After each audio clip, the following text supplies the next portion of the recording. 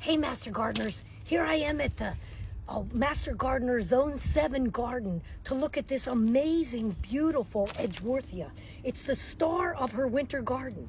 She loves this plant, and it's perfectly planted along the side of her sidewalk where the fragrance, which is just heavenly, it's in the Daphne family. So Edgeworthia has an odor very similar to a Daphne. It smells a little bit like a gardenia with a little bit of spice added to it. So a spectacular solution if you have the winter blues typically every year. This is a plant for you, and if you're a plant collector, it might be a hard one to find. So the science name is Edgeworthia chrysantha. The name used to be Paperbush, so that's been changed over the years. But it grows in evenly moist soil or to moist soil, full sun or partial shade, and I'll show you what her exposure is here. And the uses are typically, it's a specimen plant. It's perfectly branched. Let me show that to you. Nicely branched, good form, slow grower. And because of the way its habit is, it's perfect, easy maintenance. There it is. It's approximately 7 foot tall here in her garden. So if I was standing back there, it's not quite 7. I'm 5, so it's 5 foot tall.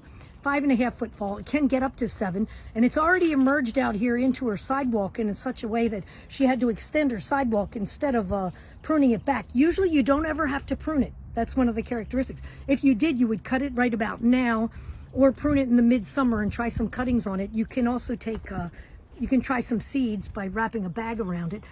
But an awesome, awesome flower and an awesome fragrance in your garden. The foliage in the summer months is just like a rhododendron, maybe a little bit more of a blue cast to it. The foliage is 7 inches in length and very tropical in appearance. And there's a red cultivar that you can look around, shop around for as well, that they say is an orangey red color. But the cool thing is the foliage is shed in the fall months, and you can get a little bit of a golden fall color in the foliage when it sheds its leaves. And then in December, the flowers begin to develop, and all winter long, you get these beautiful little silky haired flower clusters that continue to develop all winter long. And then boom, you get to late winter and they begin to open, and you get this incredible heavenly fragrance. So I want you to get out. You might be able to find one of these. I did see some pollinators on it. So zone 7 to zone 9. I did read that in zone 6, it can be hardy too, sometimes with a little bit of winter protection. No real pests, no real diseases. And I'm not sure if the deer eat it. Of course, here in her garden, she doesn't get too many deer coming quite up so close to the house. But this is just a beautiful full bloom, in full bloom today. It's March 22nd. I'm in Maryland, and this plant is in its glory. And I just wish you were here to enjoy the fragrance. Edgeworthia, it's named for a particular man who was an amateur plant collector over in the Himalayas.